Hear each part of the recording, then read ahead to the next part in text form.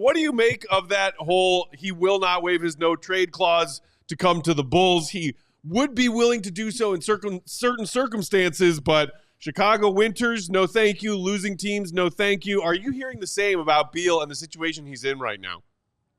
It's tough to parse what's like real and what's just subterfuge season because everybody is posturing right now. Like every report is coming from a specific camp for a specific reason. It's all about the leverage and what's being leaked right now. I think there could be truth to the fact that Beal maybe doesn't want to go to Chicago.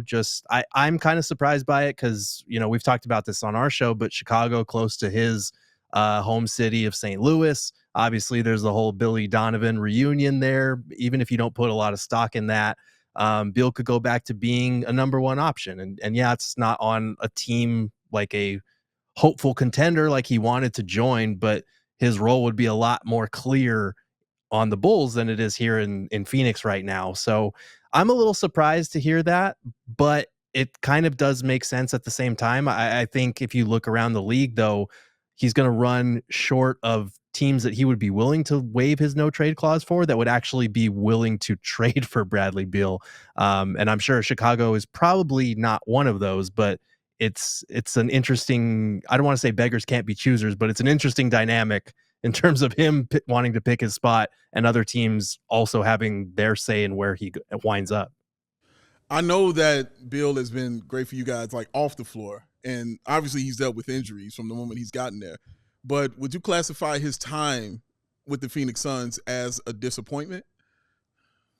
Yeah, I would. And I think a lot of that doesn't even have to do with Beal. I think a lot of it has to do with the injuries, which obviously are kind of out of his control. We heard a lot of Wizards fans warning us that this would be the case. The little nicks and bruises were going to keep him out for longer periods of time than we were expecting. That's definitely been the case. So that's kind of frustrating, especially given the contracts that he's on, the no trade clause in his contract. But at the same time, a lot of it is also on the Suns. Like he put up 18, 5-4 last season in the third fiddle role, which is kind of what you would hope to expect from a third option on a team. You look at the Chris Bosh's and the teams of the past that had big threes. The third guy wasn't putting up 25 points a game like he was during his time in Washington. And he did it on really good efficiency. He did whatever the team asked of him. And I think this year they brought in a traditional undersized point guard into the starting lineup, and the Suns starting lineups were undersized as a result. And I think Beal got kind of squeezed to the bench because they promised Tyus Jones a starting role, and now they're asking him to adjust his role again. So I think the injuries are definitely frustrating, but he has been, like you said, Dave, one of the best personalities off the court, one of the best teammates. He's been very supportive of Ryan Dunn, who took his starting spot. So in terms of his personality and locker room veteran leadership, he's definitely all of those things. So, I mean, let's just like cut to the big question here, because I think it's like the Suns want to make a big deal here. They want Jimmy Butler. Jimmy Butler wants them, but you run into the no trade clause issue with Beal. Then there's like, okay, can you offload him to another team? You and I both wrote about this today. Like, is there another team that you could send him to? Would that be good for them? Would they want to take on a guy who's making $50 million a year plus and has a no trade clause? So just at this point, it seems like the Suns are, 15 toes in on this iteration of their team. They are just going for it. They want to make improvements. The only way to do that is to attach picks to Nurkic, Grayson Allen, or Bradley Beal. How does this trade deadline end for them? I mean, do you think they're going to pull something off here, or do you think they're just stuck with Beal because nobody wants him? I think they pull something off, even if it doesn't involve deal like a blockbuster deal for a Jimmy Butler or for a Zach LaVine, who reportedly would be someone that they would be interested in if Butler falls through.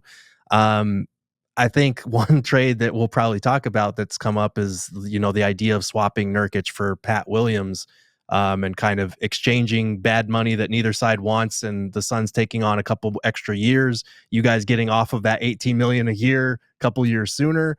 But I think they have to do something. I think Nurk at this point, he's been a good teammate by all accounts from what I've heard. But he's clearly disgruntled. He's clearly happy, and that type of thing, if it festers, can become a distraction, and it already has started to become one. So I think they've got to make some moves. They definitely still have multiple needs that they need to address if they want to get where they're trying to go. So even if it's not like a Butler blockbuster or a Zach LaVine trade, I think they have to do something before the trade deadline, and they probably will. I mean, it's interesting you mentioned, Yusuf Nurkic and everything that's been reported about him and his situation and the coach. What do you make about Beal? Like, I know he said through whatever channels, like, hey, if it's to the right team in the right situation, then I'll waive my no trade clause. But do you think his preference is still to stick it out with this Suns team, even with accepting maybe a lesser role, moving to a bench role? Or do you think he is trying to use the Jimmy Butler domino to find his way to a better situation?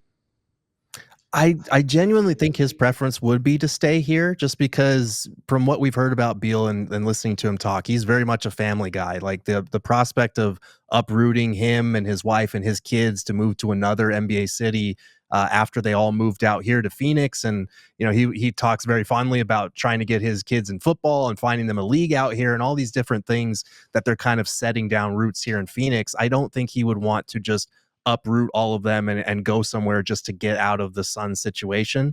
I think he's genuinely committed to helping this team win. And I think the fact that he's handled being moved to the bench speaks volumes about that. But at the same time, I think there's a lot of pride with a guy like that, who's been a multiple-time All-Star, who's put up 30 points a game twice in his career, being moved to a bench role for a vet minimum guy. That has to sting to a certain degree. So I think for the right situation, if it can be a competitive team, if he can have a more ironclad role, I do think he'd be willing to waive it for the right situation. But, you know, like we've been saying, the question is, where is the right situation for Beal that's also the right situation for the team that's acquiring him? You know, in Chicago, we're used to dysfunction, you know, here on our team. Shout out. Even when we were winning championships, sorry about that. Even when we were winning titles, we still were really a dysfunctional, you know, team. So seeing what you guys are going through and seeing what you're dealing with Bradley Beal, even with Eubanks, I hate Eubanks, by the way. Even with that, those things, and even with Kevin Durant, you know, and the things that are going on there. How do you all get through these kind of things, these kind of situations? Because I never looked at your organization as one that would, you know, be on that level of dysfunction or anything like that. So how do you all deal with it now that you're going through it now? Yeah, it's a good question. I was kind of born in the darkness, to quote The Dark Knight Rises. I was here from like the dog days when this team, when, you know, you had Markieff Morris talking crap about Suns fans in the locker room. You had his brother throwing a towel at the head coach. You had Josh Jackson not showing up to a fan event and James Jones having to buy those fans alcohol from the local fries. Like, I've seen some stuff in my time here.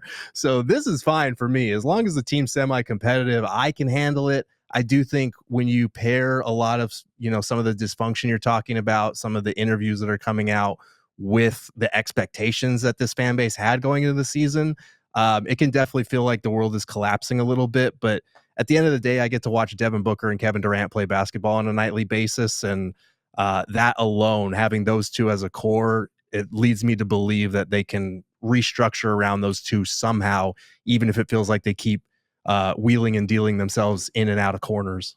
What did you think of the trade with the Jazz to get 2031 pick to Utah and the three worst of Minnesota, Cleveland, and Utah? Is that right? Mm-hmm. For that one pick, kind of trading the upside for the quantity. What was your take on that deal?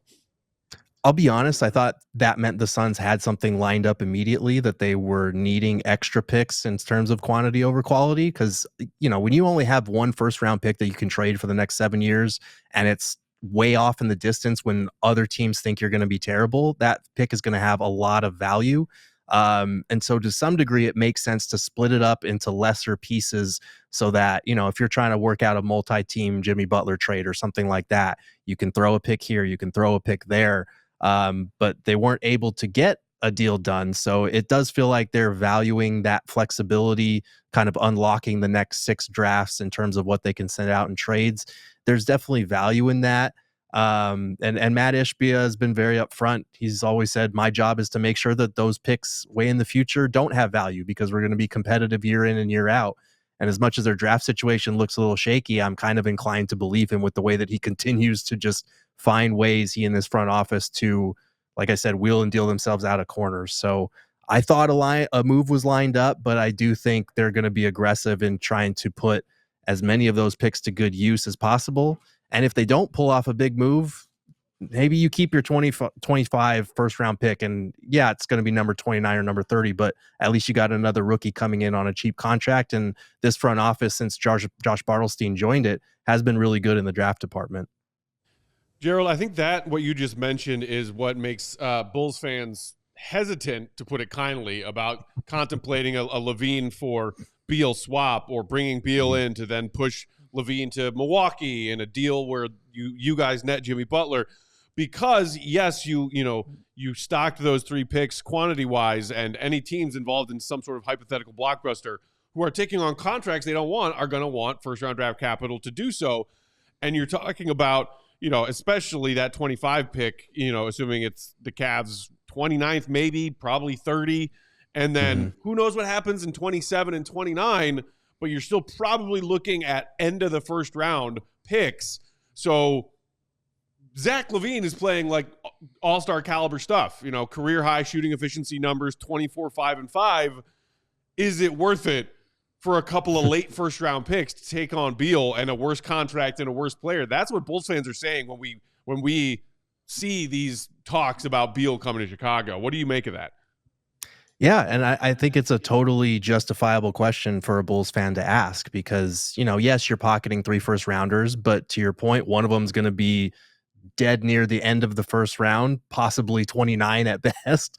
And then the other 2, like you mentioned, they could fall somewhere in that 20 to 30 range. There's no guarantee. Teams fall apart all the time, and there's a lot of time between now and then. But for you to take on Bradley Beal, you have to get your draft assets. I am curious your guys' thoughts, though, because this was one of the things I'm trying to gauge. If, let's say, Bradley Beal was interested in coming to the Bulls, waiving his no trade clause to go there, and if the Bulls were actually okay with taking on Beal, as long as they get the 3 firsts and offload Patrick Williams for Yusuf Nurkic in a separate deal, is that something that you would consider? You take on Beal's salary, but you get off of Pat Williams, you get Nurk at similar money but for less years, you get 3 firsts. Is that a yes or a no on your front? Because I have conflicted emotions about it, and obviously I'm coming from a different perspective than you guys are. I would say no. I think just Patrick Williams playing as poorly as he is right now, it's just the wrong time to try to move him. He played well last night coming off the bench. I just think like the Bulls are not in a position right now to be giving up young players that, and look, Bulls fans are probably in the comments like calling me crazy because he's been really just not good this year. There's no way to sugarcoat it, but I don't think that the Bulls are in a position right now where they can offload young talent, even if that young talent has disappointed. I think the more interesting question is just in a larger, 4 or 5 team construction where the Bulls get Beal, the Suns get Jimmy Butler. What are the picks that the Bulls get back in that? And is the 3, picks that you just are mentioning enough? To me, I would probably say no. I would probably want like an unprotected 2031 pick from the Bucks. If LaVine ends up going there, like there needs to be a little bit more upside, just because like you said, I mean, the 29th pick is not doing a whole bunch for me. And even though it could be like somewhere in the low 20s, the fact that the 27 and 29 picks are worst of 3 teams, there's just not enough upside there. That to me, like the delta between how well Zach is playing and then the damage of having to take on Beal in this no trade clause, I think they could try to like rehab his value and flip him down the line, but that's just such a big risk and it inhibits you so much that I would be looking for more upside than just those Suns pick personally. Yeah, I feel about the same. Me too. About the same. Yeah. Like, yeah, it's hard to contemplate. I am curious though, Gerald, you mentioned it earlier and you also wrote about it this morning. The whole like, if they can't get Jimmy because Jimmy's asking price for Miami drops and then other teams get involved and Jimmy gets taken away from Phoenix, that there's maybe some interest in LaVine as an alternative to Jimmy to add to this Suns team that, Goat said is not just tripling but quadrupling down. What do you make of what is being said about their interest in LaVine right now? Yeah, it is interesting to me, and it kind of speaks volumes to how poorly they view Bradley Beal's fit here. Because I mean, LaVine is unquestionably the better player at this point. He fits his shot profile with the volume of threes that he's taking, with the efficiency that he's had this year, having a career year in that respect would fit, the Suns' third fiddle role a little bit better in my book. I am curious how he would respond to kind of going from being that guy to being kind of a tertiary role and a spot up, more of a spot up shooter kind of role. Because I know there's been a lot of talk about him as a movement shooter in Chicago and how that went. But I do think it makes sense to a certain degree, but it doesn't fix the Suns' problems. They're basically just trading one shooting guard that might not be a good fit for another. I do think defensively you're regressing a little bit going from Beal to LaVine. And I think LaVine has been better on that end this season, but it's just strange for me. You're taking on a lesser contract, you're getting the healthier, better player. I understand all that, but it doesn't feel like you're addressing what the team actually needs. And it's more so for me at that point about moving Beal's contract, which, if the Bulls aren't getting anything good out of it, first round picks that aren't that valuable to them, and you're giving up basically all your draft capital to make what kind of amounts to a slightly better lateral move. I don't see the fit personally, but I do think that they would be interested in him as a fallback option if Butler falls through. What do you think of the Butler fit with Phoenix? Oh man, that was a telling side, Gerald. I'm scared. I don't like the drama, but I also kind of enjoy covering it, if that makes sense. So I feel like Butler would be entertaining. There's no doubt about that. You guys have seen firsthand how entertaining Jimmy Butler is. I would worry about the 2 or 3 year contract you're going to have to pay him over the summer if you trade for him, because that's probably the main reason he wants to come to Phoenix. He knows that Matt Moneybags Ishbia is going to spend up to keep him. But this dude's 35 years old. He misses an average of like 18 to 20 games a year. And every location basically in his career that he's left, he's sort of left on very animated terms, I guess you could say. So I have my concerns. I do think this team kind of needs a fire lit under them. Jimmy Butler can be that more than any individual player in the NBA that I could probably name.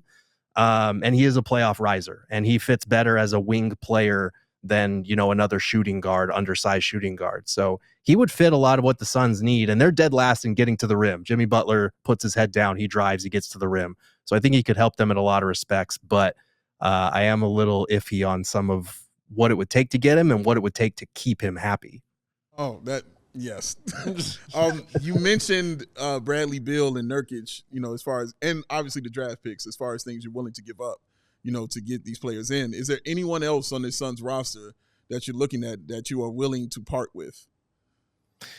I think Grayson's been the big one that has come up a lot. He's starting to look a lot more like the. Yeah, no, I get it. I know this is a Bulls podcast. I should choose my words very carefully on this show.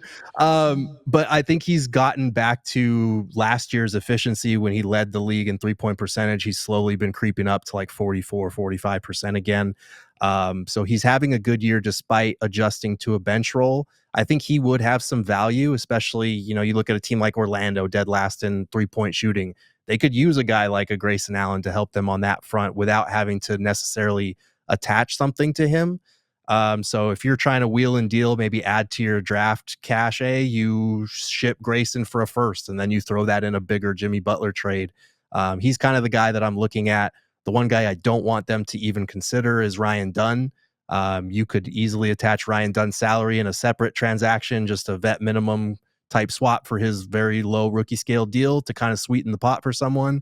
I am praying that they are not even considering that because as much as we talk about first round picks, Ryan Dunn is the guy that if I'm other teams, I'm asking Phoenix about in a separate deal.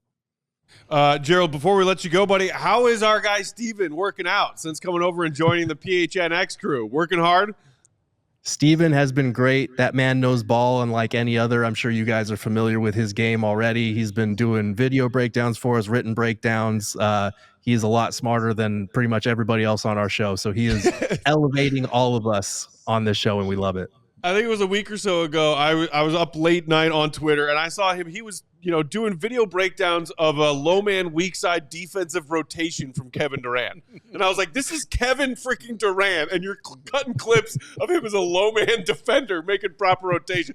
There's only one person I know talking hoops to do that, and it is Steven. I'm glad that he's working out for y'all over there. We miss him. Please give him our best, would you?